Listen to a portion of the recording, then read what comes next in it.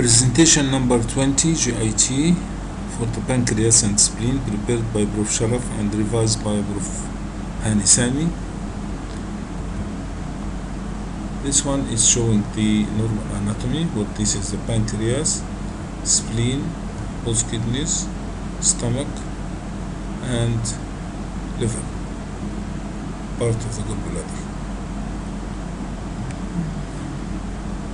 Now, acute edematous pancreatitis, we can see marked thickening and enlargement of the pancreas, surrounded with edema.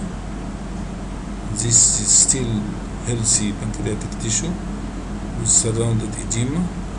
Here is the edematous pancreatic tissue, and this part is still healthy. And here is one which involves the whole pancreatic tissue, acute edematous pancreatitis. Once it happens, starts to liquefy and may extend into the neighboring. This is necrotizing pancreatitis extending into the pararenal space here and there. This is collections coming from this pancreatitis. Gas may form within the edema, within the necrosis, so it's called emphysematous pancreatitis. So we have now acute edematous, and we have now the necrotizing type, and then we have the emphysematous type. This emphysematous may result in abscess formation and gas formation, or loculations with gas formation. Acute pancreatitis results in staging along the duodenum because of the edema surrounding.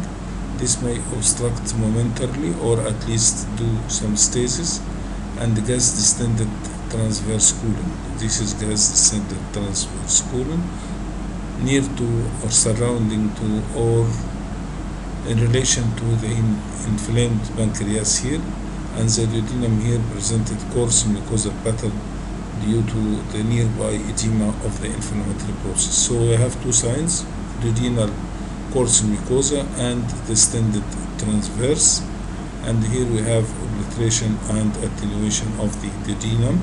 Both are due to acute swollen edematous pancreas. Acute pancreatitis can result due to nearby inflammation in sawtoothing of the colon due to inflammatory edema, involvement of the colon, or involving of the transverse sigmoid colon, or involving of the hepatic flexure, or involving of the both transverse and descending, and some fluid may cause some narrowing and due to collections or pseudocyst formation. Complications: endocrine and exocrine deficiencies, fistulous formation, rupture and hemorrhage. So this one shows hemorrhage, hemorrhagic pancreatitis. This is a complication. Not all pancreatitis will result in hemorrhage. Pseudocyst formation if chronic now, and pseudocysts can occur anterior to the stomach, posterior to the stomach, anterior to the liver, displacing the spleen, or may displace the fundus, the lesser curve, or may extend into the chest, or may go down into the pelvis where it produces indentation on sigmoid or irregularity of the sigmoid. So pseudocysts have at least 6 extensions we can follow as we have mentioned.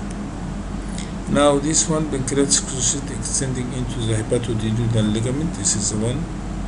It is a pancreatic pseudocyst, and there is here collection enclosed within this ligament. Here is a pancreatic pseudocyst which is seen involving the renal capsule, and the renal tissue is compressed.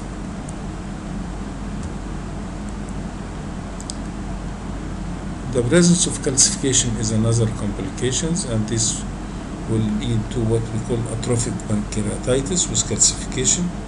It is a chronic process of pancreatitis. Duct dilatation can occur. Duct dilatation, duct dilatation, duct dilatation. All these cases are showing duct dilatation. So calcification and duct dilatation again are complications. So if we gather all together, we have the endocrine and exocrine deficiencies, fistulas formation, rupture and hemorrhage, pancreatic pseudocyst formation, calcifications and duct dilatation, and finally relapsing pancreatitis is ischemic mucosal atrophy. So you can see some of the loops showing some ischemic changes. Pancreatic neoplasms mostly are serous cyst adenoma. It can occur at the head, it can occur at the body, it can occur at the tail, and of course at the head will cause obstruction, and at the body or the neck it will cause obstruction behind, dilatation behind, duct dilatation behind. If at the region of the tail, it can reach big size without notice, except when we see such lymph nodes here of the same character, serous cyst adenoma. I mean, this is another case. This is another case of large head posteriorly directed serous cyst adenoma, and here is a large cyst adenoma with deposit into the right kidney.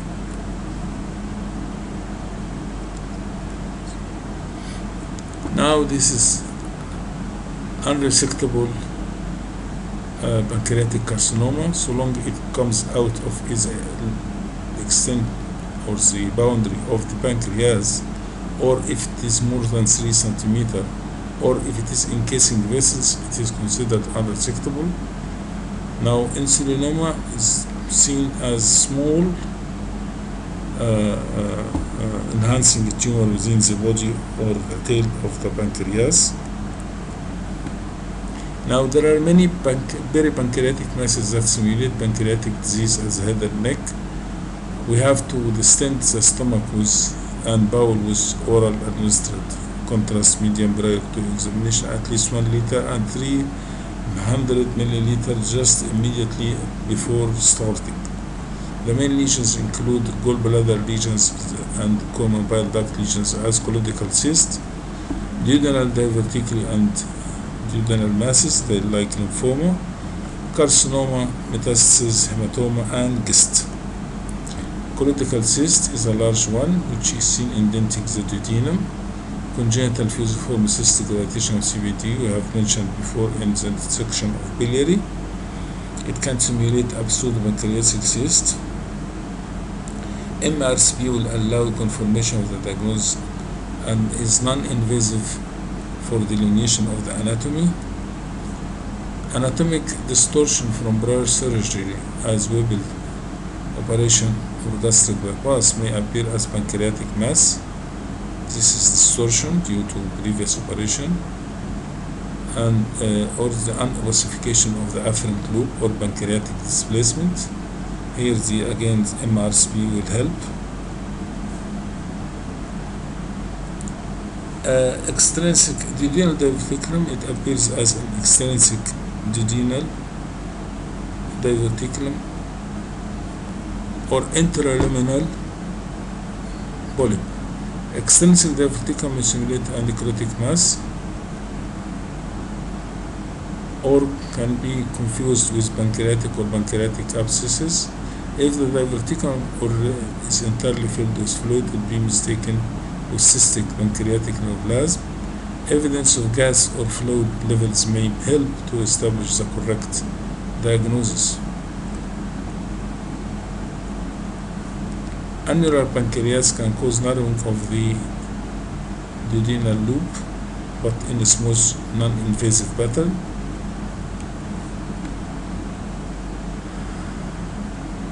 Duodenal neoplastic process may simulate primary pancreatic mass. Here is the stomach, here is the big mass at the region of the duodenum. This is duodenal lymphoma encasing the vessels and encasing the common bile duct. And here a large lymphoma again. Here is a large irregular thick-walled mass with breaking down along the course of a lumen denoting GIST. And here there is another mass invading into from the nearby duodenum, fourth part of duodenum. This is the fourth part of duodenum with the mass. This is the fourth part of duodenum with the mass. So it is adenocarcinoma of the duodenum. So duodenum can be involved in adenocarcinoma, in deposits from serosa, and in GIST, and in lymphoma. So these are the main items to be considered in duodenal masses: adenocarcinoma, serosal metastasis, GIST, gastrointestinal stromal disease or tumors, and duodenal lymphoma. Peripancreatic masses that simulate pancreatic disease at the pancreatic tail may occur if there is splenule like this, or accessory spleen, or if there is a splenic lesion or left renal mass. A left renal mass could not be separable from the tail of the pancreas. Small bowel lesions and tumors of the gastric fundus. If at a more superior level, we can be confronted with left adrenal masses. So masses that is related to the pancreatic tail include splenic lesions, accessory spleen, suprarenal tumors, renal tumors, gastric tumors like GIST, and small bowel lesions elsewhere. Left suprarenal lesion or left suprarenal cyst, gastric lymphoma and large GIST with exo-endo component, renal mass which could be cyst, hematoma, or solid tumor. The kidney may simulate a pancreatic tail pseudocyst or mass. Peripancreatic masses that simulate pancreatic disease we have in the pancreatic body: tumors of the posterior gastric wall, this area, and duodenal tumors at that area, but mainly, or the fourth part, but mainly the tumors from the stomach. Now the spleen. This is the appearance of the accessory spleen. This is a wandering spleen seen in the pelvis. This is polysplenia syndrome with reversed polarity. The liver is on the left and the spleen on the right. This is the spleen which is cut off, but it is not cut off. This is just a normal cleft spleen. This is spleen with multiple lacerations, shattered spleen with perisplenic hematoma. This is a splenic cyst with calcification, which could be due to calcified aneurysm of the splenic artery or post-traumatic splenic cyst. These are microabscesses, multiple abscesses involving the very markedly enlarged spleen. All are showing the hazy ill-defined margins, and here is large lymphoma at the middle with large lymphoma involving the spleen. So this is a case of lymphoma, and these are infarcts of the spleen in hepatosplenomegaly is easily seen. Lastly, we have this calcific shrunken spleen with evidence of lab coli and enlarged liver, and this is due to autosplenectomy of anemia, autosplenectomy from sickle cell disease, and the axial are demonstrate a densely calcified small spleen.